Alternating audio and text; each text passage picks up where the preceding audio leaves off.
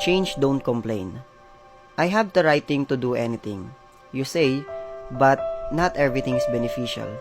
I have the right thing to do anything, but not everything is constructive. 1 Corinthians 10:23.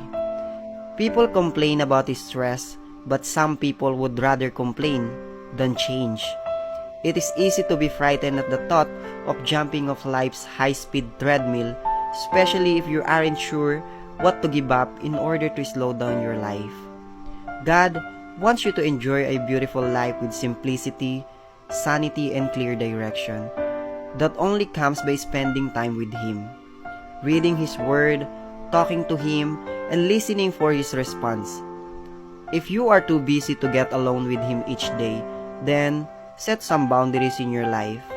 Say no to whatever is keeping you from starting your day with God. God bless you.